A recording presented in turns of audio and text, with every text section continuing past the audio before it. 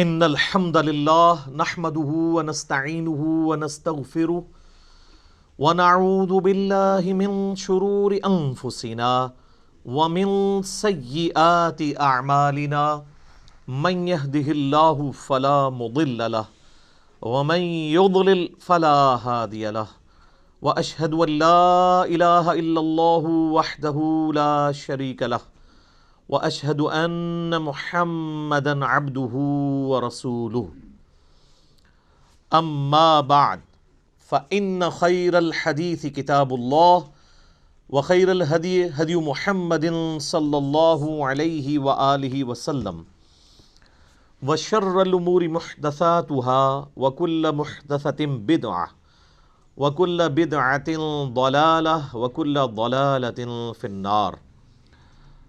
اعوذ باللہ السمیع العلیم من الشیطان الرجیم من ہمزہ ونفخہ ونفثہ بسم اللہ الرحمن الرحیم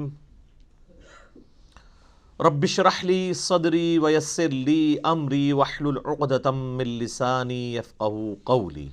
بسم اللہ الرحمن الرحیم ان اللہ وملائکتہ یصلون علی النبی یا ایہا الذین آمنوا صلوا علیہ وسلموا تسلیما.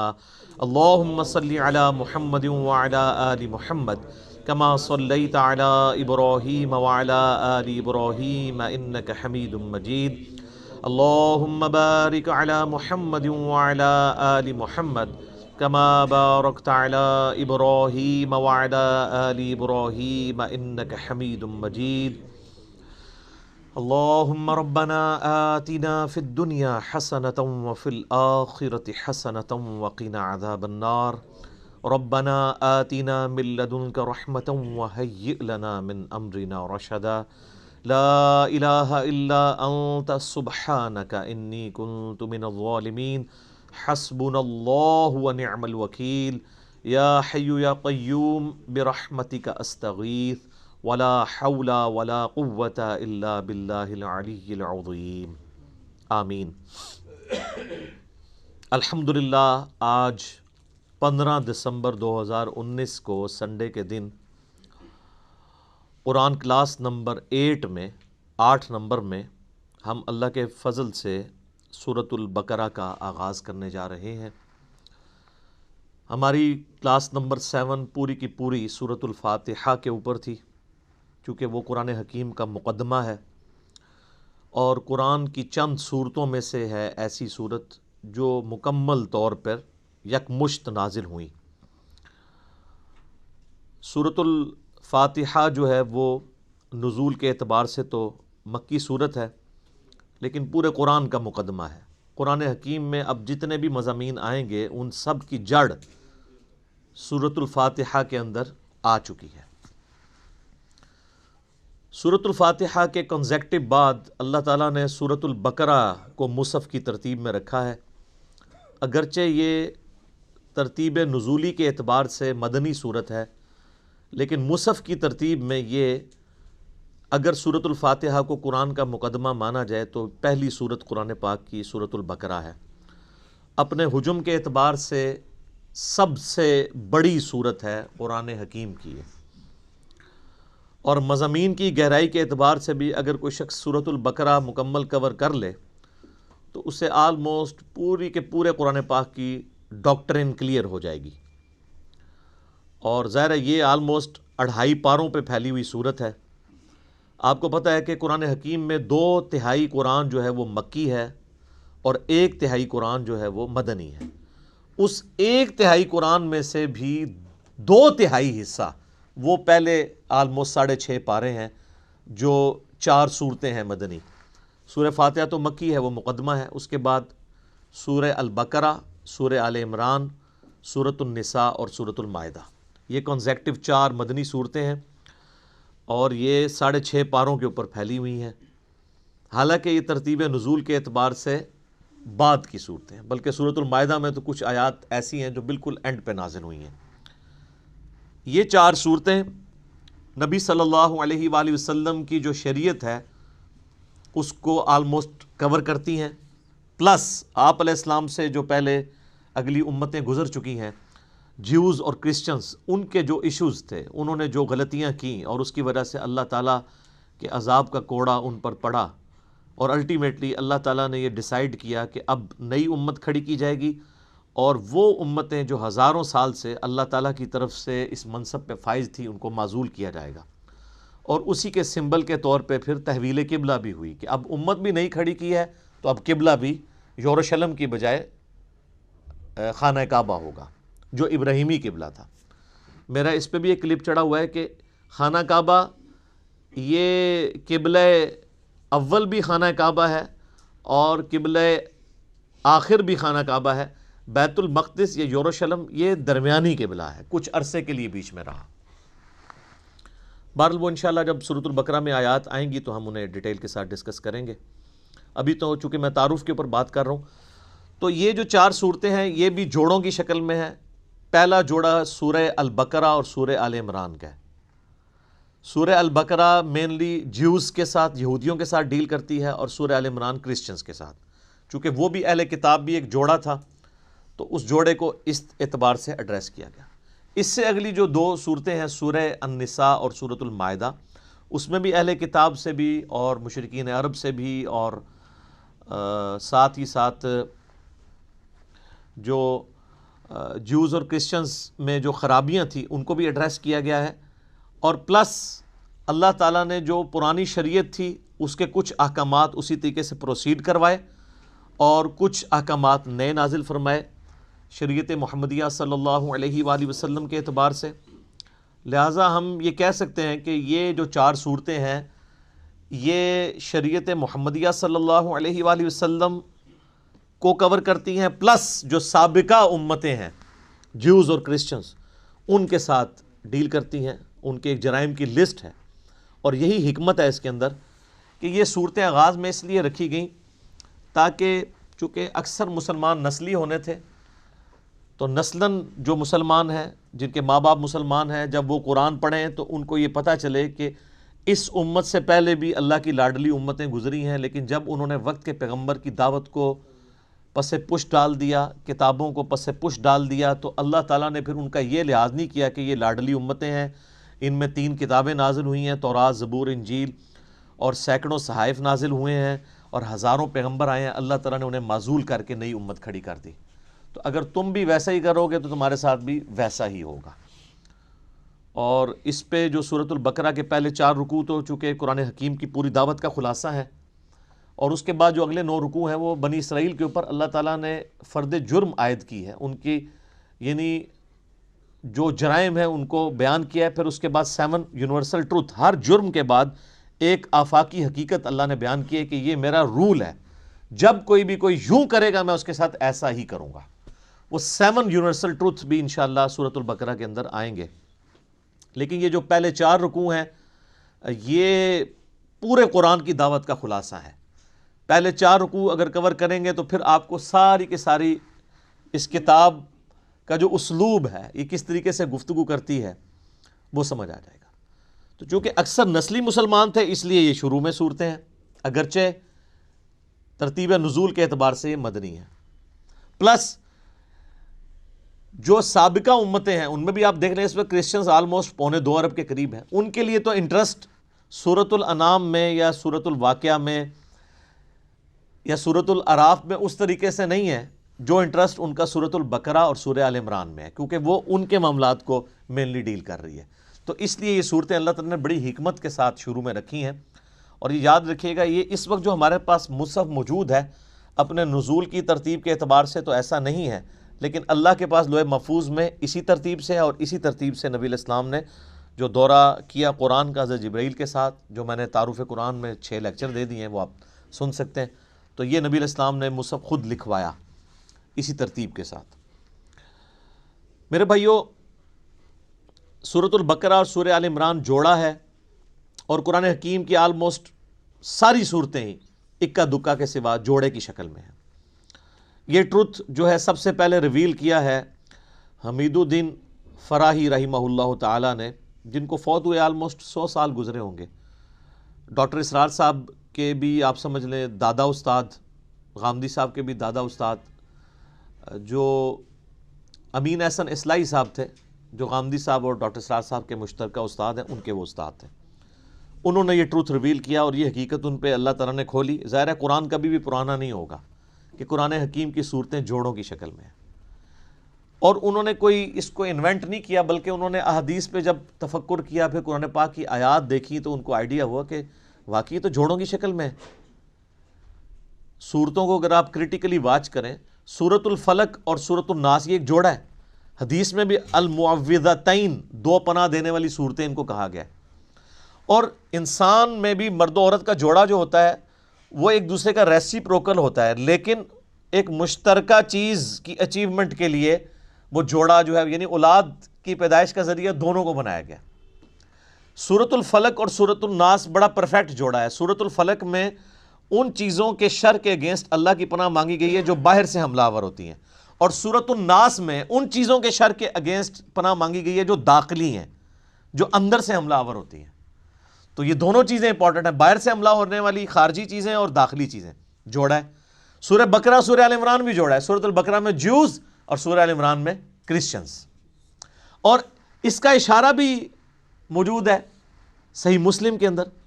نبی صلی اللہ علیہ وآلہ وسلم نے فرمایا کہ قرآن حکیم کی تلاوت کیا کرو، قرآن اپنے پڑھنے والے کے لیے سفارش کرے گا. اور پھر آپ نے بالخصوص فرمایا کہ سورۃ البقرہ اور سورہ آل عمران یہ قیامت والے دن دو پرندوں اور دو بادلوں کی شکل میں چمکتے ہوئے، الزہراوین کے الفاظ ہیں، دو چمکتے ہوئے بادلوں کی شکل میں ظاہر ہوں گی اور اللہ تعالیٰ سے جھگڑا کریں گی اس شخص کے حق میں جو ان کی تلاوت کیا کرتا تھا. یہ صحیح مسلم الفاظ ہیں. اور آپ علیہ السلام نے فرمایا کہ اپنے گھروں میں اس کی تلاوت کرو، جادوگر سورہ بقرہ کو نہیں پہنچ سکتے. اور صحیح مسلم شریف میں حدیث ہے کہ جس گھر میں سورہ البقرہ کی تلاوت کی جاتی ہے وہاں سے شیطان بھاگ جاتا ہے، شیاطین بھاگ جاتے ہیں. اور یعنی یہ جادوگروں کے اگینسٹ، شیاطین کے اگینسٹ یہ سورۃ البقرہ جو ہے یہ بڑی پرفیکٹ صورت ہے. اس کے علاوہ بھی یعنی بخاری مسلم میں آپ کو اس کے کئی ایک فضائل مل جائیں گے. میں نے آلریڈی مسئلہ نمبر 112 ABC 3 لیکچرز جو ہیں وہ قرآن حکیم کی 12 صورتوں کے فضائل کے اوپر ریکارڈ کروا دیا ہے. جسے شوق ہو تو وہ ان لیکچرز کو دیکھ لے. اور مسلم شریف کے یہ بھی الفاظ ہیں کہ نبی علیہ السلام نے فرمایا کہ سورہ البقرہ کو پڑھنا برکت ہے اور اسے چھوڑ دینا حسرت ہے. یعنی اس کے اندر وہ فضائل ہیں کہ وہ کوئی محروم شخص ہی اس سے محروم رہے گا. بخاری و مسلم میں ایک اور حدیث ہے، سیدنا اسید بن حضیر رضی اللہ تعالیٰ عنہ کہتے ہیں کہ ایک رات میں سورہ بقرہ کی تلاوت کر رہا تھا تو میرے پاس ایک گھوڑا میرا بندھا ہوا تھا تو اس نے بدکنا شروع کر دیا. تو میں نے تلاوت روک دی تو وہ بالکل سٹیبل ہو گیا. پھر میں نے تلاوت شروع کی، وہ بدکنا شروع ہو گیا. حتیٰ کہ وہ کہتے ہیں میرا ایک چھوٹا سا بیٹا جو پاس ہی لیٹا ہوا تھا یحییٰ، مجھے خطرہ ہوا کہ یہ گھوڑا اس پہ نہ چڑھ دوڑے، اتنا بدکے. میں نے پھر تلاوت روک دی تو میں بڑا پریشان ہوا کہ یہ سورہ البقرہ کی تلاوت کرنے سے یہ اس طرح کے ایفیکٹ کیوں آ رہے ہیں. یہ صحیح مسلم میں بھی ہے، بخاری میں بھی حدیث ہے. تو کہتے ہیں میں نے بائی چانس ہی جب نگاہ اٹھا کے دیکھا تو مجھے اپنے اوپر ایک بہت بڑا بادل نظر آیا جس میں کئی ایک چراغ روشن تھے، اور بیسیکلی وہ فرشتے تھے.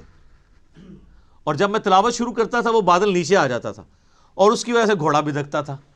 تو صبح کے وقت میں نے نبی علیہ السلام سے جب یہ واقعہ بیان کیا تو آپ علیہ السلام نے فرمایا وہ فرشتے تھے جو تمہاری تلاوت سننے کے لیے آئے تھے، اور اگر تم یہ تلاوت جاری رکھتے تو وہ زمین پہ بھی اتر آتے اور عام لوگ بھی ان کو دیکھ لیتے. اچھا یہ ایکسپیرینس اب نہیں ہوں گے. اس طرح کے ایکسپیرینسز نبی علیہ السلام کے مبارک دور میں اس لیے ہوتے تھے کہ اللہ تعالیٰ ایک نئی امت کھڑی کر رہا تھا. صحیح بخاری میں حدیث ہے، عبداللہ ابن مسعود کہتے ہیں کہ ہم نے نبی علیہ السلام کے ساتھ اس حال میں کھانا کھایا ہے کہ ہم جب لقمہ توڑ کے منہ میں ڈالنے لگتے تو ہم اس کی تسبیح کی آواز بھی سنا کرتے تھے. آپ ذرا امیجن کریں کہ آپ جناب کھانا کھاتے ہیں، نوالا آپ کے ہاتھ میں اور اس میں سے آواز آ رہی ہو سبحان اللہ وبحمدہ سبحان اللہ العظیم. اب یہ ایکسپیرینسز جو ہیں وہ صحابہ کرام کو اس لیے ہوتے تھے کہ اللہ تعالیٰ نے ان میں ایمان کوٹ کوٹ کے بھرنا تھا. وہ نئی امت کھڑی کی تھی سر، اس لیے پھر ان کا پیشن آپ نے دیکھا ہے نا کہ بڑی تھوڑی سی جماعت کے ساتھ انہوں نے دنیا کی سپر پاورز الٹ کے رکھ دی ہیں.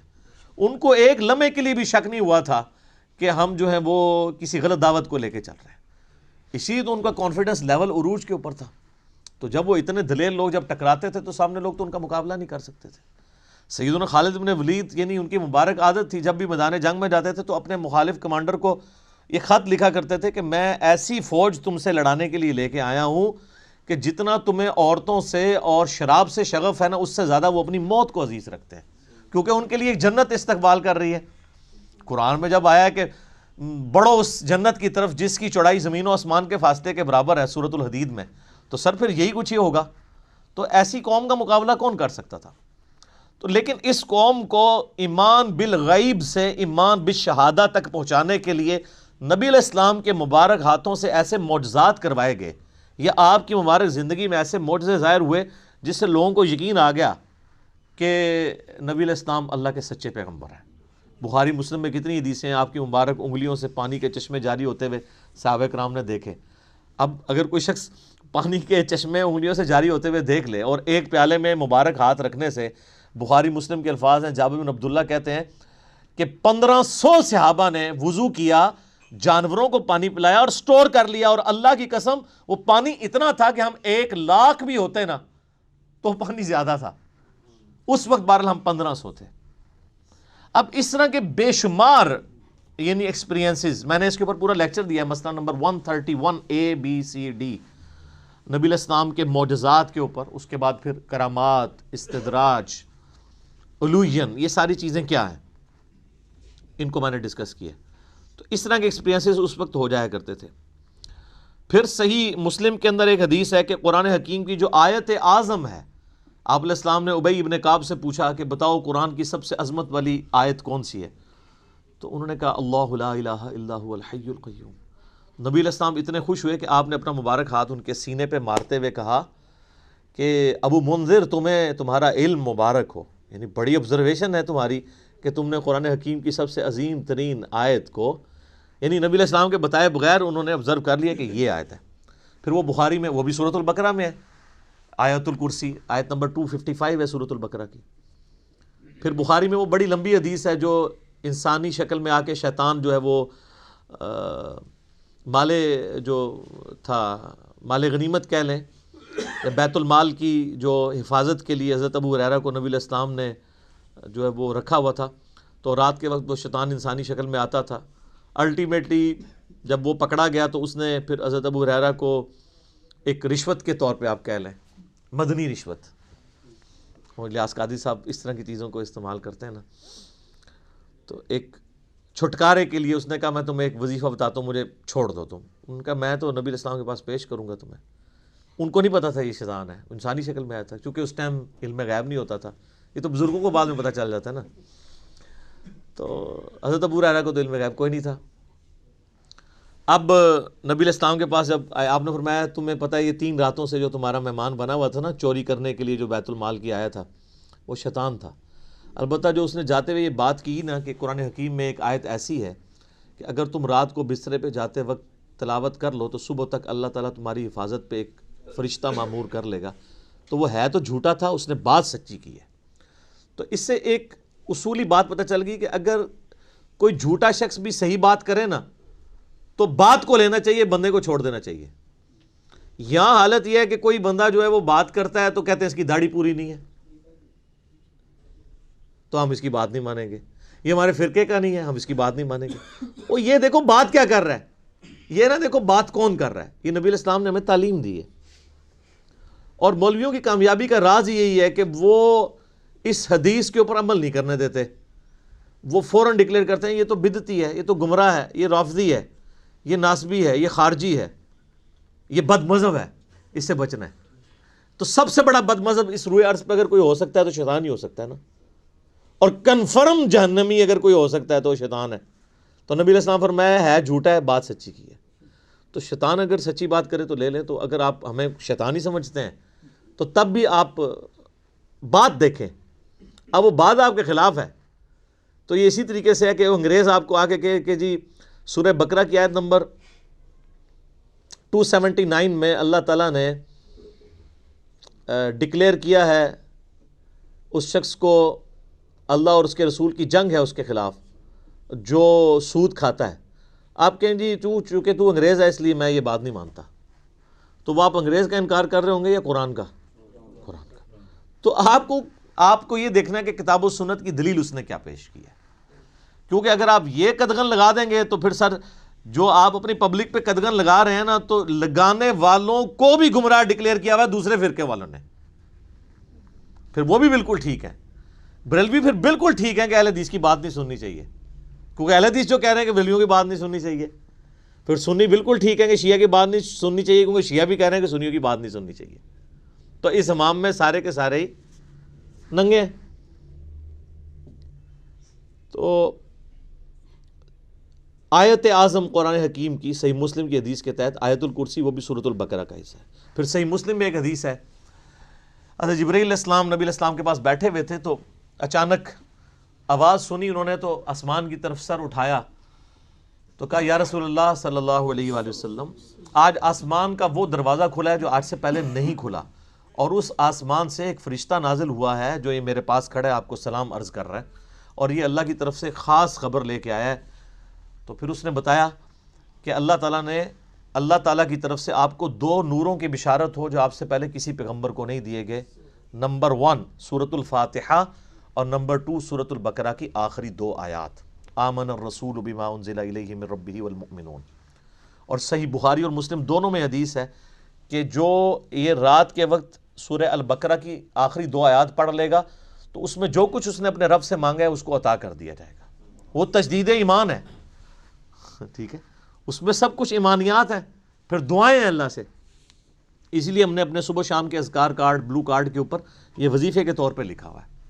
بہت لمبے وظائف نہیں کر سکتا، کم از کم سورہ بقرہ کی آخری 2 آیات زبانی یاد کر لے، اور پڑھتے رہیں گے تو زبانی یاد ہو جائیں گی. تو وہ بھی سورہ بقرہ کے یعنی فضائل کے اندر ہی وہ ساری کی ساری چیزیں آتی ہیں.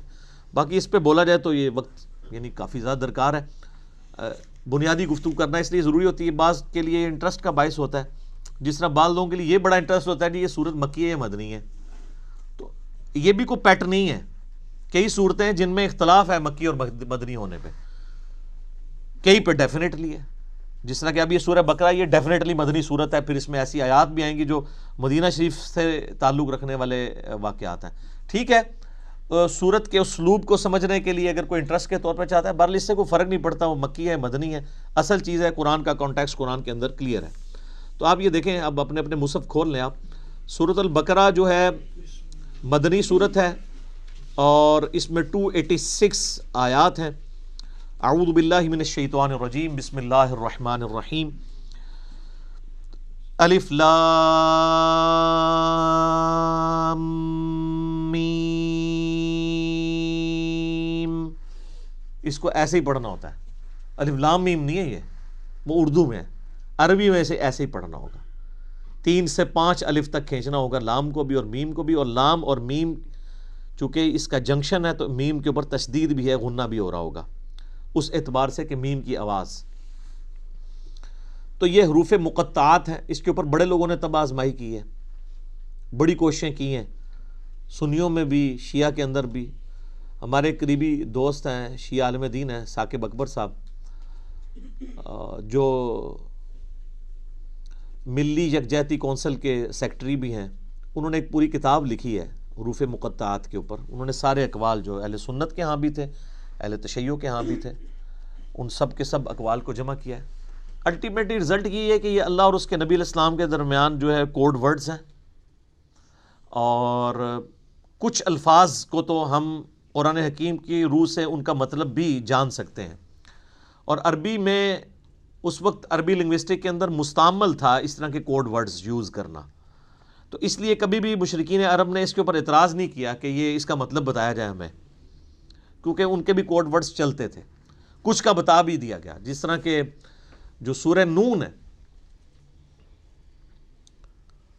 سورۃ القلم بھی جسے کہتے ہیں، پارہ نمبر 29 میں، تو اس میں صاحب الحوت کا ذکر آیا، یعنی مچھلی والے. کون؟ سیدنا یونس علیہ السلام. اور سورہ الانبیاء میں حضرت یونس کا نام ہے ذن نون، نون والا. جیسے ہم کہتے ہیں نا ذل جلال یا ذل جلال، حالت رفع میں پڑھا جائے گا ذل جلال، جلال والا اللہ کا نام ہے. تو وہاں پہ ذن نون، نون والا. تو نون والا کون؟ وہ سورہ القلم میں، اس میں آغاز ہی کس سے ہوتا ہے؟ نون والقلم وما یسطرون. تو اس پہ تو اجماع امت ہے کہ وہاں نون سے مراد مچھلی ہے. اور عرب میں اس طرح کے کوڈ ورڈز یوز ہوتے تھے. مثلا یہ جو توئیں ہیں نا، یہ سانپ کے لیے سمبل کے طور پہ استعمال ہوتا تھا. اس کی شکل بھی آلموسٹ دیکھ لینا، کوبرا سانپ اگر ایسے کھڑا ہو اور یوں اس کی دم ہو تو یہ سمبل استعمال ہوتا تھا عرب میں. اور آپ مزے کی بات دیکھیں کہ جتنی صورتوں میں حضرت موسیٰ علیہ السلام کے واقعات آئے ہیں نا، سورۃ القصص ہے، سورہ طٰہٰ ہے، طٰہٰ بھی توئیں سے سٹارٹ ہو رہی ہے. اسی طریقے سے سورۃ القصص، طٰ، سین، سب میں طٰ آپ کو نظر آئے گی. تو اس اعتبار سے کسی حد تک آئیڈیا، لیکن چونکہ یہ انٹرسٹ کی چیزیں ہیں، اس سے کوئی قرآن پاک کی تعلیمات میں فرق نہیں پڑتا. سورہ ال عمران کی آیت نمبر 7 ہے کہ محکمات ہیں اور متشابہات ہیں. محکمات جو ہیں وہ کتاب کی اصل ہیں، ان کے اوپر توجہ دو، اور جو متشابہات ہیں ان کا معاملہ چھوڑ دو، ان کے اوپر ایمان لے کے آؤ. بس اللہ کے حضور دعا کرتے ہیں اہل ایمان، ربنا لا تزغ قلوبنا بعد اذ ہدیتنا وہب لنا من لدنک رحمہ انک انت الوہاب. آمین. تو اسی طریقے سے یعنی بڑے بڑے لوگوں نے، یعنی اہل تشیع جو ہیں وہ ذاکرین، علماء نہیں یہ حرکت کرتے، ذاکرین الف لام میم سے آل محمد مراد لیتے ہیں. اور اسی طریقے سے بعض جو اہل علم ہیں شیعہ اور سنیوں کے ہاں، وہ کہتے ہیں الف جو ہے یہ اللہ کے لیے ہے، اور جو میم ہے یہ محمد کے لیے ہے، اور لام جو ہے وہ جبریل کی جو لام ہے نا اینڈ پہ. اور وہ کہتے ہیں یہ چیز یعنی اسٹیبلش تھی کہ جب کوئی کسی کی طرف خط لکھتا تھا نا، تو اس کے کوڈ ورڈ کے طور پہ جو لکھنے والا ہے اس کے نام کا بھی پہلا حرف لیا جاتا تھا، اور جس کی طرف لکھا جاتا ہے اس کے نام کا بھی پہلا حرف لیا جاتا تھا، اور جو بیچ میں میسنجر ہوتا تھا لے کے جانے والا اس کے نام کا آخری حرف ہوتا تھا. تو وہ بالکل فٹ ان بیٹھتا ہے. اللہ کا پہلا حرف الف، اور محمد کا پہلا حرف میم صلی اللہ علیہ وآلہ وسلم، اور جبرائیل کا آخری حرف لام. تو یہ بڑے لوگوں نے اس کے اوپر کام کیا ہے. ایون امام ابن تیمیہ نے بھی اس کے اوپر کافی طب آزمائی کی ہے، بڑے لوگوں نے کیا ہے. تو اتنی گفتگو کافی ہے میرا خیال ہے. اصل تو میسج کو سمجھنے کی ضرورت ہے. ذالک الکتاب لا ریب فیہ، یہ وہ کتاب ہے جس میں شک کی کوئی جگہ نہیں ہے. دیکھیں کتنے جاہ و جلال کے ساتھ کتاب اوپن ہو رہی ہے. کانفیڈنس لیول آپ کتاب کا دیکھیں. کتاب سٹارٹ ہو رہی ہے کہ بھئی یہ کتاب جو آپ پڑھنے جا رہے ہو کوئی شک نہیں. کوئی شک کیوں نہیں؟ اس کی وجہ یہ کہ اس کتاب کے اندر جو کانفیڈنس اور جو سچائیاں بیان ہوئی ہیں نا، وہ اپنا آپ منوا لیتی ہیں. اور اس میں یہ بھی امپلائڈ تھا کہ جو سابقہ امتیں ہیں نا، جیوز اور کرسچنز، ان کو اس میں کوئی شک نہیں ہے. جس طرح کہ سورہ الانعام میں آتا ہے کہ نبی علیہ السلام کو ایسے پہچانتے ہیں جس طرح اپنے بیٹوں کو. اور سورۃ الاعراف میں آتا ہے کہ یہ اس نبی کو، نبی امی کو اپنے اندر پا رہے ہیں جس کی صفات وہ تورات اور انجیل کے اندر پڑھتے تھے. یعنی یہ کتاب کوئی شک نہیں ہے کہ یہ وہی کتاب ہے. مراد یہ کہ یہ وہی کتاب ہے جس کی پروفیسیز تورات اور انجیل کے اندر موجود تھی. کوئی شک نہیں ہے. ان معنوں میں بھی بے شک یہ وہی کتاب ہے جس کا تمہیں انتظار تھا، اور ان معنوں میں بھی کہ یہ اللہ کی طرف سے نازل ہوئی ہے، اس میں کوئی کنٹراڈکشن نہیں ہے، یہ اللہ کی کتاب ہے. دونوں اعتبار سے یہ شک سے پاک ہے. جو سورہ النساء کی آیت نمبر 82 میں بھی آگے چل کے آئے گا کہ اگر قرآن کسی اور کی طرف سے آتا اللہ کے سوا تو تم اس میں بڑا اختلاف کثیر پاتے. یعنی اس کی آیات آپس میں ٹکرا رہی ہوتی، ایک مضمون کچھ اور کہہ رہا ہوتا، دوسرا اس کے بالکل اپوزٹ.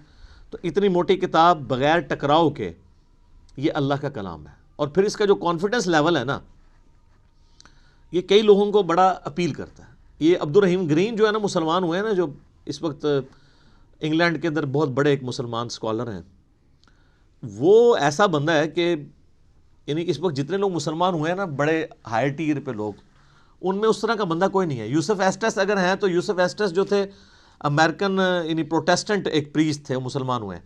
لیکن یہ جو عبد الرحیم گرین ہے نا، اس نے دنیا کے سارے مذاہب پریکٹیکلی پھرے ہیں. یہ 4 سال تک بدھسٹ بھی رہے ہیں، کرسچن بھی رہے ہیں، سارے مذاہب پھر کے اینڈ پہ یہ اسلام کی طرف آئے ہیں. آپ ان کی لائف سٹوری بھی انگلش میں رکھی ہوئی ہے جو انہوں نے سنائی ہے. تو وہ عبد الرحیم گرین کہتے ہیں کہ جب مجھے قرآن یعنی جب میں نے پڑھنا شروع کیا نا، تو میں یعنی قرآن پاک کے کانفیڈنس سے بڑا متاثر ہوا کہ یہ بڑے یعنی پیشن کے ساتھ بات کرتا ہے. نمبر 1. نمبر 2، وہ کہتا ہے قرآن میں اس طرح کا ربط نہیں ہے جو انسانی کتابوں میں ہوتا ہے، کیونکہ قرآن کا سٹائل خطبے کا ہے، جو میں پہلے ایڈریس کر چکا ہوں. یہی بات اس نے جوشوا نے بھی کی، جس کا پچھلے دن ہم نے کلپ بھی چڑھایا تھا. How Bible led me to accept Islam. تو وہ بھی یہ کہتا ہے قرآن کا جو کانفیڈنس ہے نا کہ ایسا کرو تو کامیاب ہو, ایسا نہیں کرو گے تو یہ ہو جائے گا. آپ یقین کریں دنیا میں سخت سے سخت طبیعت والے بندے کی کتاب اٹھائیں نا, اس میں آپ کو وہ اعتماد اور وہ پیشن نظر نہیں آئے گا جو کتاب اللہ کے اندر آپ کو نظر آتا ہے. یہ خدا الہ مالک رب ہی اپنی مخلوق سے اس طریقے سے بات کر سکتا ہے. انسان جتنا مرضی بڑا ہو جائے وہ اس طریقے سے گفتگو کر ہی نہیں سکتا, چاہے بھی تو نہیں کر سکتا. یہ اس کتاب کے اندر زور ہے. لا ریب فیہ ھدی للمتقین. اگر فی ہی کو آپ آگے ملا لیں, لا ریب پہ آپ وقف کر لیں تو پھر یہ معنی بنے گا کوئی شک کی جگہ نہیں ہے. فی ہی ھدی للمتقین, اس میں ہدایت ہے پرہیزگاروں کے لیے. فی کو پیچھے کر لیں تب بھی معنی میں کوئی فرق نہیں پڑتا. ھدی للمتقین, یہ قرآن ہدایت ہے ان لوگوں کے لیے جو ڈر جائیں. یہ ترجمہ اصل ترجمہ ہے اس کا. وقار عربی میں کہتے ہیں نا بچنے کو. اچھا ہم جب کہتے ہیں نا قرآن میں ہدایت ہے پرہیزگاروں کے لیے, یہ ترجمہ کر رہے ہوتے ہیں. اچھا تو جو نان پرہیزگار ہیں ان کے لیے ہدایت کہاں ہے؟ سوال ہے نا. تو اس کا معنی ہی غلط کیا گیا. اس کا ترجمہ مولانا مودودی رحمہ اللہ تعالیٰ نے بالکل ٹھیک کیا کہ یہ کتاب ہدایت ہے ان لوگوں کے لیے جو ڈر جائیں, چاہے وہ کافر ہے, چاہے مسلمان ہے, چاہے گناہ گار ہے, چاہے نیکوکار ہے. کئی نیکوکار ہے پرہیزگار ہیں لیکن ہر الٹا کام کر رہے ہیں کیونکہ وہ متقی نہیں ہے. پرہیزگار یعنی جو آپ نے لائسنس رکھے ہوئے ہیں, داڑھی, شلوار ٹخنوں سے اوپر, تسبیح, ٹوپی, یہ لائسنس ہی ہے نا کسی کی پرہیزگاری کا. آج دنیا میں کسی کو جج کرنے کا طریقہ کیا ہوتا ہے؟ بڑا نیک ہے, وہ کیا دیکھ رہے ہوتے ہیں؟ یہی کچھ دیکھ رہے ہوتے ہیں, گیٹ اپ. حالانکہ تقویٰ تو ادھر ہوتا ہے, وہ تو اللہ کو پتہ ہے ریاکاری کے لیے کر رہا ہے, دکھلاوے کے لیے کر رہا ہے, کس لیے کر رہا ہے. بہرحال جو دنیا کے لائسنس ہیں ان میں جو پرہیزگار ہیں ان میں سے کئی لوگ ہیں جو متقی نہیں ہیں. تو ھدی للمتقین, یہ ہدایت ہے ان کے لیے جو ڈر جائیں. جو بھی ڈر جائے اس کو لیے قرآن کے اندر ہدایت ہے, اور جو نہ ڈرے اس کے لیے قرآن میں کوئی ہدایت نہیں. یہ بڑی خطرناک بات ہے. قرآن سٹارٹ اس سے لے رہا ہے کہ قرآن میں ہدایت اس کے لیے ہے جو ڈر جائے, اور جو نہیں ڈرے گا کوئی ہدایت نہیں. آگے چل کے آئے گا شہر رمضان الذی انزل فیہ القرآن ھدی للناس وبینات من الہدی والفرقان. رمضان کا مہینہ وہ ہے جس میں قرآن نازل ہوا ھدی للناس, پوری انسانیت کے لیے ہدایت ہے. وہاں تو متقی کا بھی ذکر نہیں آیا, پوری انسانیت چاہے کافر ہے چاہے مسلمان ہے. وبینات من الہدی, اور اس میں ہدایت کے بڑے بڑے روشن دلائل ہیں. والفرقان, اور حق اور باطل میں تمیز کرنے والی کتاب ہے یہ. اچھا یہ الفرقان نبی الاسلام بھی ہے. صحیح بخاری میں حدیث ہے محمد فرق بین الناس, محمد صلی اللہ علیہ وآلہ وسلم لوگوں میں حق اور باطل میں فرق ہے. یہ کتاب بھی الفرقان ہے. تو ھدی للمتقین, ان کے لیے ہدایت ہے جو ڈر جائیں. اس کا کیا مطلب ہے؟ کہ جو شخص زندگی میں غور و تفکر کے بعد اس رزلٹ پہ پہنچے کہ مجھے میری مرضی کے بغیر کسی نے پیدا کیا اور اس نے اس فیس آف ارتھ میں مجھے پٹ کر دیا, اور یہ میری آبزرویشن ہے کہ سب لوگوں نے مرنا ہے, تو اگر سب لوگوں نے مر جانا ہے تو مر کے کس اگلی ایسی زندگی میں جانا ہے؟ اگر کسی کے بنائے سے ہم بنے ہیں تو پھر جس نے بنایا ہے اس کو رسپانس نہ کیا تو مرنے کے بعد جب اس کے سامنے پیشی ہوگی مرنے کے بعد تو کہیں شرمندگی نہ اٹھانی پڑے. جب یہ تصور کسی بھی انسان کے دماغ میں آ جائے, اس کا دل اس تصور کی گواہی دے دے تو وہ فوراً ڈر جائے گا, یار مجھے کس نے پیدا کیا؟ میرے تو ماں باپ کو بھی نہیں پتا کہ مجھے کس نے پیدا کیا, وہ خود کیسے پیدا ہوئے.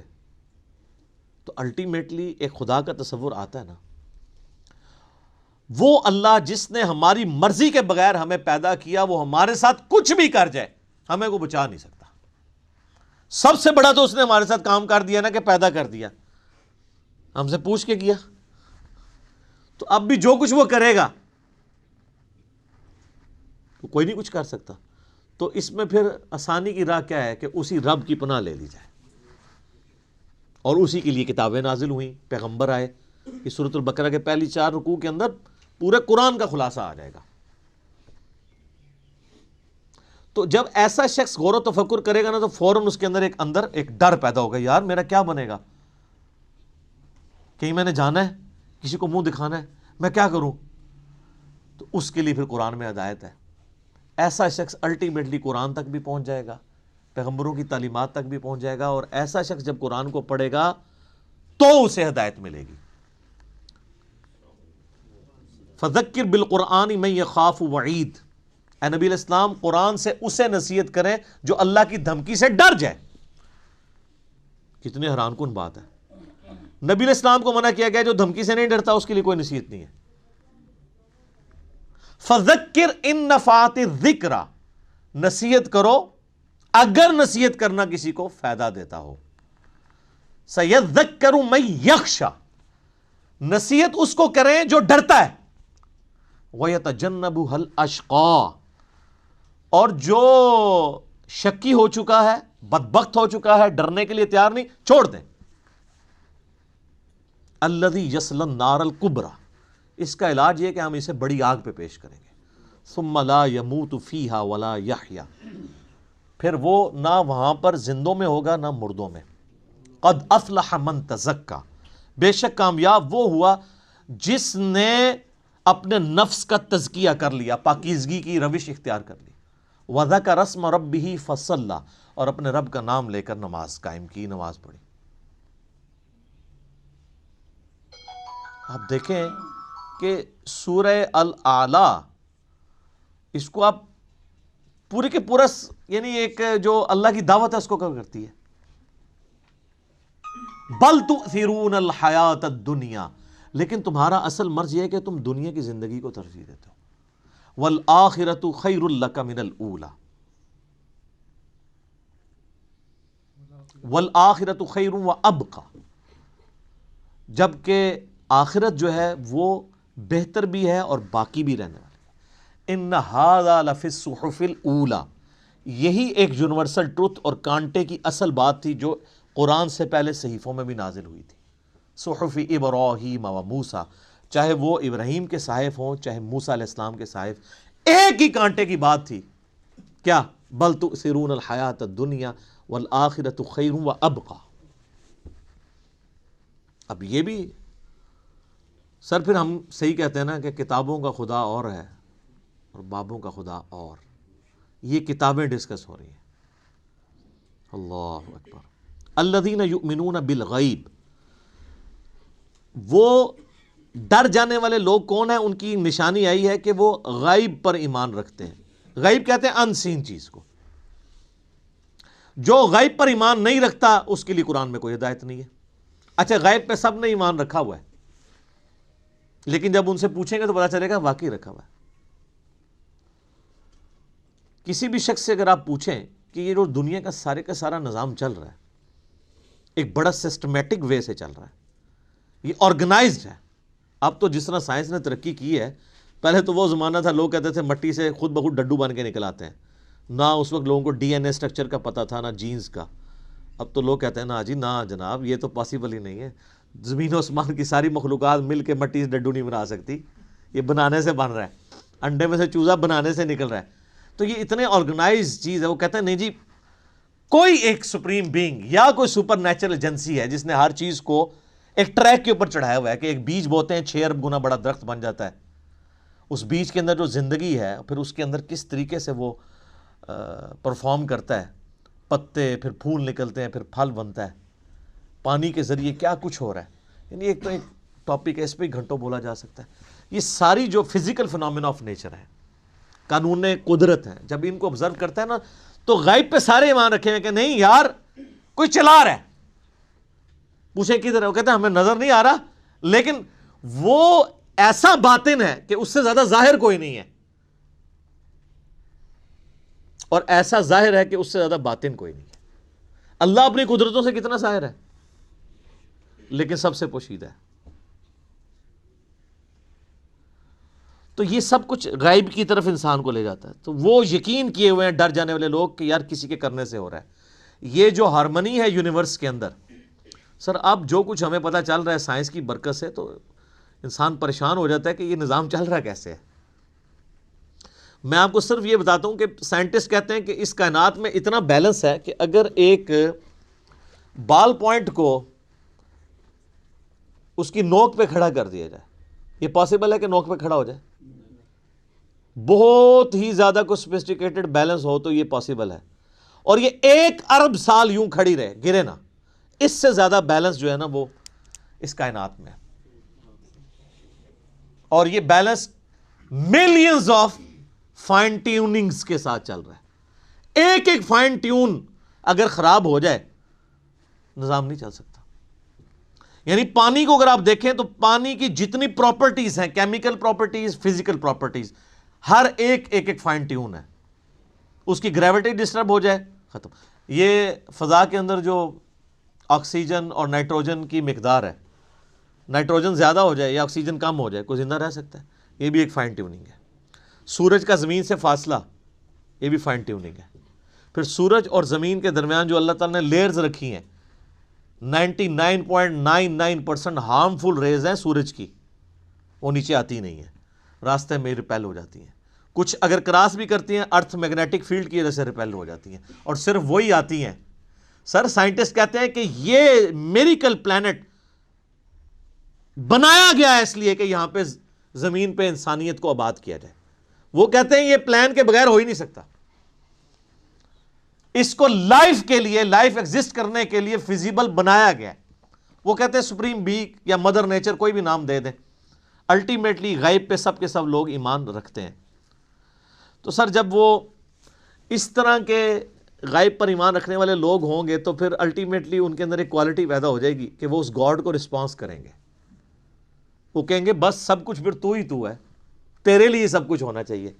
تو وہ اگلی بات ہے, وَيُقِيمُونَ الصَّلَاةَ, نماز قائم رکھتے ہیں. پھر وہ نماز پڑھتے نہیں ہیں, نماز پڑھنے والے بہت ہیں, قائم رکھنے والے بہت تھوڑے ہیں. یعنی نماز کا پھر حق ادا کرتے ہیں. ایک تو اس میں ظاہر ہے سب سے بہتر چیز وہی ہے, یعنی پاکیزگی کا اعتبار سے اور پھر پروٹوکول سے نماز پڑھنا. پھر اس کے بعد نماز پڑھنے کے بعد جب آپ حقوق العباد کے معاملات میں آئیں گے تو آپ واقعی جس خدا کو آپ نماز کے اندر مانے ہوئے تھے, نماز کے باہر بھی اسی خدا سے ڈرتے ہوئے آپ ہیرا پھیری نہیں کریں گے, ڈنڈی نہیں ماریں گے, رشتہ داروں کے حقوق نہیں دبائیں گے, ماں باپ کے ساتھ بد اخلاقی نہیں کریں گے, بیوی بچوں کے حقوق نہیں سلب کریں گے, کسی کی جائیداد نہیں ہتھیائیں گے, کسی کو دھوکہ نہیں دیں گے, دودھ میں پانی نہیں ملائیں گے, حرام خوری نہیں کریں گے. یہ سب کی سب چیزیں نماز قائم کروا رہی ہوں گی آپ سے. تو نماز قائم کرتے ہیں. اور یہ جو الصلاۃ ہے نا جی, اس کا ترجمہ ویسے انگلش میں لوگ پریئر کر دیتے ہیں. پریئر اپروپریٹ ٹرانسلیشن بن ہی نہیں سکتی الصلاۃ کی. اردو میں ہم یا فارسی میں نماز کہتے ہیں. الصلاۃ بیسیکلی ورشپ ہے. ہم اللہ کی پریئر نہیں کرتے, ورشپ بھی کرتے ہیں پلس پریئر. نماز پریئر تو ہوتی ہے دعائیں, جس طرح کرسچنز آپ دیکھیں اپنے گرجوں میں جا کے میوزک کے ساتھ بھی دعائیں کر رہے ہوتے ہیں, وہ صرف پریئر ہے, وہ نماز نہیں پڑھ رہے ہوتے. ہم نماز پڑھتے ہیں صلاح, جس میں پریئر بھی ہوتی ہے اور ورشپ. ورشپ ہوتی ہے کہ آپ جس کو اپنا الہ مانے ہوئے اس کے سامنے پوسچرز بناتے ہیں. تو ہم اپنے خدا کے سامنے پوسچرز بناتے ہیں نا, قیام کی حالت میں کھڑے ہوتے ہیں, اس طرح بھی پوسچر بناتے ہیں, ایسے بھی پوسچر بناتے ہیں, چاہے وہ ربنا لک الحمد کے بعد بنا لیں یا قیام میں بنا لیں. پوسچر یہ بھی ایک بناتے ہیں, ارسال الیدین والا. پھر گھٹنے پہ ہاتھ رکھ کے رکوع کی حالت میں اللہ کے سامنے پوسچر بناتے ہیں. پھر الٹیمیٹلی اپنا ماتھا زمین پہ رکھ کے پوسچر بناتے ہیں. پھر بیٹھ کے پوسچر بناتے ہیں. یہ سارے کے سارے جو پوسچرز ہیں ہماری ادائیں ہیں. اور پھر ہر ادا کے اندر ہم اذکار بھی کر رہے ہوتے ہیں, پریئرز بھی کر رہے ہوتے ہیں. تو پریئر پلس پوسچرز یہ مل کے ورشپ اور عبادت اور صلاح بنتی ہے. وَمِمَّا رَزَقْنَاهُمْ يُنْفِقُونَ, اور وہ خرچ کرتے ہیں اس رزق میں سے جو ہم نے ہی ان کو دیا تھا. کیا بات ہے. ساتھ ہی کہہ دیا کہ اگر کر رہے ہو تو کسی کو اکڑ نہ آ جائے, دیا بھی ہمارا ہوا ہے. اور اس میں یہ چیز بھی امپلائڈ ہے کہ جو شخص گاڈ کانشیسنس رکھے گا, تقوی رکھتا ہوگا نا, وہ جیب ضرور ڈیلی کرے گا. انسان جیب وہیں ڈیلی کرتا ہے, پیسہ وہیں پہ خرچ کرتا ہے جہاں اس کا کوئی مفاد ہو. اب جس کا یہ یقین ہی نہیں ہے کہ اللہ تعالیٰ نے مجھے یہ مال خرچ کیا ہوا واپس لوٹانا ہے 700 گنا یا اس سے بھی بڑھ کے قیامت والے دن، وہ تو نہیں جیب ڈھیلی کرے گا۔ تو قرآن میں آیا کہ اپنے دیے ہوئے مال میں سے جو اللہ نے تمہیں دیا ہے خرچ کرو، لیکن ہم لوگ لوگوں کے دیے ہوئے مال میں سے خرچ نہیں کرتے، اپنے اوپر لگاتے ہیں۔ یہ کچھ ہو رہا ہے۔ کتنے لوگ ہیں، ایک امام مسجد صاحب تھے، ان کا فون آیا ایک دفعہ اکیڈمی میں، کئی سال پہلے کی بات ہے، کہتے ہیں جی اس آیت نے میری زندگی بدلی ہے۔ کہتے ہیں میں نے جب قرآن ترجمے سے پڑھنا شروع کیا نا، تو میں جب اس آیت پہ پہنچا تو ادھر ہی میں رک گیا، میں نے کہا میں تو لوگوں کے دیے ہوئے مال کو اپنے اوپر خرچ کر رہا ہوں۔ تو قرآن تو کہتا ہے کہ وہ ہمارے دیے ہوئے مال میں سے اللہ کی راہ میں خرچ کرتے ہیں۔ کہتے ہیں اس دن میں نے طے کیا کہ میں نے کوئی تنخواہ نہیں لینی، فی سبیل اللہ نمازیں اور قرآن لوگوں کو پڑھانا ہے، اور جو میرے اپنا کوئی میں نے سورس آف انکم مینیج کیا میں اس میں سے نکال کے اللہ کی راہ میں دیتا ہوں۔ یہاں آپ دیکھ لیں علماء کتنی لگژریس لائف انجوائے کر رہے ہیں، اور نام لیتے ہیں جو بیت المال سے تو خلفۂ راشدین کا خلیفہ بھی وظیفہ آتا تھا۔ خلفۂ راشدین کا وظیفہ یہ آتا تھا کہ آپ جناب لینڈ روور گاڑیاں خریدیں اور 4 پیچھے وہ باڈی گارڈ بٹھائیں جو ایک وقت میں 2 کلو چھوٹا گوشت کھا جاتے ہیں۔ سر خلفۂ راشدین تو سوکھی کھانے والے تھے۔ ایک عام مہاجر کا جو وظیفہ تھا وہ خلفۂ راشدین کا لگا ہوا تھا۔ ہم نہیں کہتے امام مسجد کی تنخواہ حرام ہے، ہم کہتے ہیں پھر سبسسٹنس لیول پہ آخرت بھی لینی ہے، دوویں جانے مٹھے باہو نہ، آخرت لینی ہے تو پھر آپ کو دنیا کا کمپرومائز کرنا پڑے گا۔ سبسسٹنس لیول پہ بالکل ٹھیک ہے، ہم کبھی بھی اسے کنڈم نہیں کرتے۔ میں جو مولویوں کے چندے اور قربانی کے کھالوں کی مخالفت کرتا ہوں نا، اس سے مراد کبھی بھی میرا یہ نہیں ہے۔ میں تو شروع سے یہ کہہ رہا ہوں کہ جو دین کے لیے وقف ہیں ان کی جو فائنانس ہے وہ باقی مسلمانوں کا کام ارینج کریں۔ میں اختلاف یہ کرتا ہوں کہ اس کے اوپر یہ جدادیں جو بنا رہے ہیں اور جو لگژریس لائف گزار رہے ہیں، اسلام آباد میں ہزاروں امام مسجد آپ کو ایسے مل جائیں گے، چلیں ہزاروں میں ایگزیجریشن ہو جائے گی، سینکڑوں، کہ جو سائیکل پہ آئے تھے آج انہوں نے ہونڈا سیوک رکھی ہوئی ہے، ساتھ ڈرائیور بھی رکھے ہوئے ہیں، ان کی کوئی فیکٹری نہیں ہے، کوئی دکان نہیں ہے۔ اللہ کا فضل ہے، اللہ کا فضل یہ ہے کہ ایک مسجد پہ وہ قبضہ کرتے ہیں۔ وہ آپ اسلام آباد میں تو یہ حالت ہے نا، ابھی اجاڑ زمین پڑی ہوئی ہوتی ہے، سی ڈی اے سے لوکیٹ کراتے ہیں کدھر مسجد بننی ہے، وہاں جا کے وہ ایک چھوٹا سا کمرہ ہو، ہمیں بھی ترس آ رہا ہوتا ہے یار کتنی مشکل ہے، اور نہ پائی بڑی وڈی انویسٹمنٹ کر رہے ہیں، دنیا کی کوئی انویسٹمنٹ کا مقابلہ نہیں کر دی۔ اجاڑ میں جا کے ایک چھوٹا سا کچا سا کمرہ بنا کے بیٹھ جاتے ہیں، ایک چھوٹا سا وضو خانہ ہوتا ہے، پرانے سے لوٹے، ایک باتھ روم، وہ بھی ٹین کا بنا ہوا۔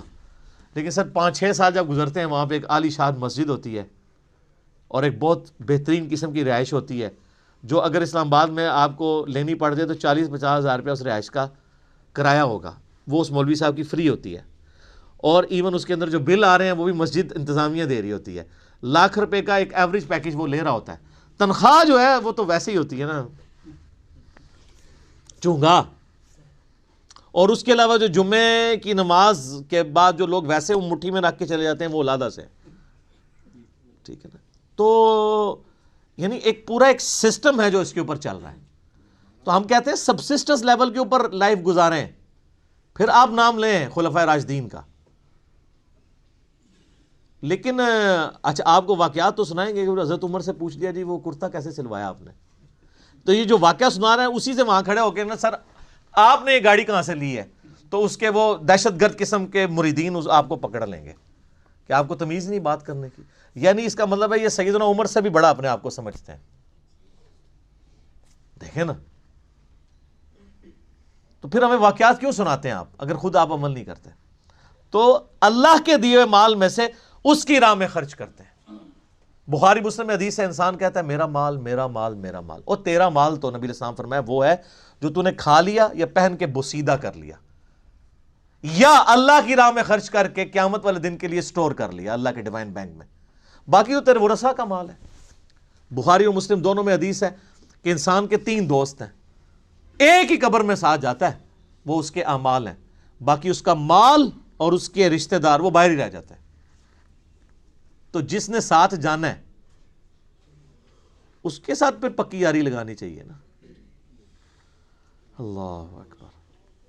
نبی علیہ السلام کی حدیث ہے بخاری اور مسلم میں، نبی علیہ السلام نے فرمایا اے اللہ محمد اور آل محمد کو بس اتنا ہی رزق دینا کہ ان کی روح اور جسم کا رشتہ برقرار رہے۔ کیوں؟ آپ علیہ السلام زیادہ مال کو اوائڈ کرتے تھے، آپ کی فقر کی زندگی تھی، اور یہ فقر اڈاپٹڈ تھا۔ اما عائشہ کہتی ہیں خیبر کے بعد تو وسعت ہو گئی تھی، لیکن حضور کی وفات تک ہماری حالت ہے، بخاری مسلم دونوں میں حدیث ہے، بعض اوقات 1 مہینہ، بعض اوقات 2، بعض اوقات 3 مہینے بھی ہمارے گھر میں چولہا نہیں جلتا تھا، 2 کالی چیزوں، کھجور اور پانی پہ گزارا ہوتا تھا، اور کھجور بھی کوئی پیٹیاں یا ٹوکرے نہیں، 2 کھجوریں صبح اور 2 شام کو بس، اور 1 میٹھا پانی کا پیالہ صبح اور 1 شام کو، یہ ٹوٹل رزق تھا۔ میٹھا پانی اس وقت ایک ایشو تھا، دور سے بھر کے لانا پڑتا تھا۔ اور اس میں مجھے بتائیں، حضور کی بیویاں حضور سے شکایت نہ کرتی تو کیا کرتی؟ لیکن جب شکایت کی، سورۃ العذاب میں اللہ تعالیٰ نے ڈانٹ پلائی، ایسی ڈانٹ پلائی کہ یہاں تک کہا کہ اے نبی ان کو کہو کہ میں تمہیں مال دے کے چھوڑ دیتا ہوں۔ ہائے ہائے ہائے! اور حضور آئے ہیں، بخاری مسلم کے الفاظ ہیں، کہ عائشہ جاؤ اپنے باپ سے مشورہ کرنا ہے کر لو، اللہ نے تو مجھے کہہ دیا اگر تم اس طرح ہی فقر کی زندگی گزارنا چاہتی ہو میرے ساتھ رہو، تو ادروائز میں تمہیں چھوڑ دیتا ہوں مال دے کے۔ انہوں نے کہا میں اللہ، اس کا رسول اور آخرت کو چاہتی ہوں۔ وہ قرآن میں یہ آیا تھا، اگر تم اللہ، اس کے رسول اور آخرت کو چاہتی ہو تو پھر اسی طریقے سے نبی کے ساتھ گزارا کرو۔ تو آپ کی بیویاں اگر آپ کے ساتھ غصہ کھائیں نا تو صبر کیا کریں۔ نبی کی بیویاں، نبی کی تربیت یافتہ بیویاں، ان کے ساتھ اگر یہ معاملہ ہو سکتا ہے تو ہماری بیویاں تو پھر ان سے بہت دور ہیں۔ تو یہ فقر کی زندگی نبی علیہ السلام کی اسی لیے اڈاپٹڈ تھی۔ والذین یؤمنون بما انزل الیک، اے نبی علیہ السلام وہ لوگ ہیں جو ایمان لاتے ہیں اس پر جو آپ کی طرف نازل ہوا، وما انزل من قبلک، اور اس پر بھی جو آپ سے پہلے نازل ہوا۔ اچھا، ادھر یہ نہیں آیا کہ اور اس پر بھی جو آپ کے بعد نازل ہوگا، اس کا مطلب ہے کہ نبوت ختم ہو چکی ہے۔ وَبِالْآخِرَةِ هُمْ يُوقِنُونَ، اور آخرت کی زندگی کے اوپر وہ یقین رکھتے ہیں۔ سر دیکھیں، کتابوں پر ایمان لاتے ہیں اور آخرت پر کیوں؟ آخرت پہ ایمان لانا کافی نہیں ہے، یقین ہونا ضروری ہے۔ یقین نہیں ہوگا آپ کا قبلہ درست نہیں ہوگا۔ یقین کو آپ اسی طریقے سے سمجھ لیں کہ اگر آپ کو کہیں نا کہ یار استری، گرم استری کو اگر ہاتھ لگ جائے نا تو ہاتھ جل جاتا ہے، اور کسی کا جلا ہوا ہاتھ دکھا بھی دیا جائے تو صرف ایمان ہی ہوگا یہ آپ کا، کیونکہ آپ نے خود جلتے ہوئے نہیں دیکھا۔ یقین کے لیے آپ کو استری کے اوپر ہاتھ رکھنا پڑے گا، گرم استری پہ۔ اس کے بعد جو آپ کو یقین آئے گا تو آپ ٹھنڈی استری کو بھی ہاتھ نہیں لگائیں گے، چیک کریں گے نا۔ تو یہ ہے یقین، آخرت کا یقین انسان کا قبلہ درست کرتا ہے، ایمان والا معاملہ۔ اچھا، قادیانی اس کے اندر بھی جو ہے وہ 2 نمبری کرتے ہیں۔ وہ بالآخرۃ ہم یوقنون میں وہ کہتے ہیں کہ یہ جو آخرہ اس سے مراد ہے جو اس کے بعد نازل ہوا، حالانکہ وہ قرآن کے اسلوب میں بیٹھتا ہی نہیں ہے۔ ویسے کوئی بےایمانی کرنا شروع کر دے علیحدہ بات ہے، وہ تو قرآن اپنے اسلوب میں بالکل کلیئر ہے۔ اب اس میں دیکھ لیں آپ، عقیدہ توحید بھی کلیئر ہے، عقیدہ رسالت بھی کلیئر ہے، کیونکہ آیا کہ ایمان لاتے ہیں جو تم پہ نازل ہوا، اور عقیدہ آخرت بھی۔ جو بنیادی اسلام کے 3 عقائد ہیں وہ سورہ بقرہ کے، میں نے کہا تھا پہلے 4 رکوع جو ہیں نا وہ قرآن کی دعوت کا خلاصہ ہیں، آلموسٹ 40 کے قریب آیات، لیکن پہلی 4 آیات کے اندر ہی کتنی مضامین کی گہرائی موجود ہے۔ تو آپ سے پہلے یعنی تورات اور انجیل اور باقی صاحب یعنی اولڈ ٹیسٹمنٹ، نیو ٹیسٹمنٹ، اس میں بھی ایمان لاتے ہیں، اور آپ پہ جو نازل ہوا۔ ظاہر ہے کہ جوز اور کرسچنز کو چونکہ یہ پتہ تھا کہ اللہ کی کتاب ہے، پروفیسیز موجود تھیں۔ ایون آج کی آپ انجیل مقدس اٹھائیں، جو انارکلی سوسائٹی، جو بائبل سوسائٹی جو ہے انارکلی لاہور، اس میں اولڈ ٹیسٹمنٹ، نیو ٹیسٹمنٹ اور صحائف جو ہیں وہ بنی اسرائیل کے پیغمبروں کے، انہوں نے انجیل مقدس کے نام سے آلموسٹ اتنی والیوم کی ہے، لیکن وہ باریک رائٹنگ ہے، قرآن سے 3 گنا بڑی وہ کتاب ہے۔ آپ اس میں ابھی بھی آپ اولڈ ٹیسٹمنٹ میں تورات کے اندر چلے جائیں، ڈیوٹرانومی چیپٹر نمبر 18 کی جو ہے وہ آیت نمبر 18 پڑھ کے دیکھ لیں۔ اے موسیٰ علیہ السلام، میں تیرے ان کے یعنی امتیوں کے بھائیوں میں سے تیری مانند ایک رسول اٹھاؤں گا، تو وہ یعنی بنو اسرائیل میں سے نہیں بلکہ بنو اسماعیل میں سے۔ میں قرآن کے تعارف میں اس کے اوپر چونکہ بول چکا ہوں، آپ دیکھیں۔ اسی طریقے سے گاسپل آف جان جو ہے نیو ٹیسٹمنٹ میں، اس میں چیپٹر نمبر 15 سے لے کے 18-19 تک آپ کو نبی علیہ السلام کے علاوہ کے حوالے سے پروفیسیز ملیں گی حضرت عیسیٰ علیہ السلام کی، کہ جی مجھے تم سے ابھی بہت کچھ کہنا ہے لیکن تم اس کے متحمل نہیں ہو۔ جب وہ دنیا میں ہستی تشریف لائیں گی، میں تمہارے آسمانی جو باپ ہے یعنی خدا سے یہ بات کروں گا کہ وہ ہستی تم میں آئے اور وہ تمہیں وہ چیزیں سکھائیں گی جس کے ابھی تم متحمل نہیں ہو، وہ اللہ تعالیٰ ان کے منہ میں اپنا کلام ڈالے گا. وہ اپنی خواہش نفس سے کچھ نہیں کہیں گی، وہ وہی کہیں گی جو اللہ ان کو وہی کرے گا. وہی جو ہم کہتے ہیں نا وَمَا يَنطِقُ عَنِ الْهَوَىٰ إِنْ هُوَ إِلَّا وَحْيٌ يُوحَىٰ. تو نبی علیہ السلام، اور اس میں الفاظ ہیں کہ وہ دنیا میں میرا نام روشن کریں گی. حضرت عیسیٰ علیہ السلام کا نام پھر دیکھیں کیسا روشن ہوا ہے. ان کے اوپر جو جیوز نے تہمتیں لگائی تھیں وہ اس کتاب نے دور کی، اور کرسچنز نے جو ان کے نام پہ شرک کھڑا کیا تھا اس کو بھی دور کیا. تو حضرت عیسیٰ ابن مریم علیہ السلام، اللہ تعالیٰ نے اس قرآن کے ذریعے ان کا نام دنیا میں روشن کیا. اسی لیے آپ دیکھیں اس وقت جو سب سے زیادہ نان مسلم ہو رہے ہیں نا وہ کرسچنز ہیں، کیونکہ مسلمز ہی اونلی بلیورز ہیں on the face of earth, Christians کے علاوہ جو حضرت عیسیٰ کو پیغمبر مانتے ہیں. یہودی تو ان کو دجال کہتے ہیں نعوذ باللہ، اور وہ ایک مسیح کے انتظار میں ہے جو آ کے جا چکا ہے. اب جب دجال آئے گا اس کو وہ مسیح مان لیں گے، حالانکہ جو ان کی کتابوں میں مسیح تھا وہ عیسیٰ ابن مریم تھے جن کو انہوں نے انکار کر دیا. اور کرسچنز نے ان کے بارے میں ڈیوینٹی کلیم کر دی، کسی نے خدا کا بیٹا کہہ دیا اور کسی نے کہہ دیا یہ خود ہی خدا ہیں. اللہ تعالیٰ نے ان تمام نظریات کا رد اس کتاب میں کر کے حضرت عیسیٰ علیہ السلام کی صفائی پیش کی، صحیح عقائد بتائے، جوز کی غلطیاں ہائی لائٹ کی، کرسچنز کی وہ انشاءاللہ آگے شروع ہوں گا. اب آگے جو ہے وہ انسانیت میں جو 3 گروہ ہیں ان کا ذکر آئے گا، کہ یہ تو ایمان والے جو گروہ ہیں ان کے بارے میں، بلکہ ایک آیت اس کے ساتھ آپ اگر جوڑ ہی لیں تاکہ یہ مضمون مکمل ہو جائے.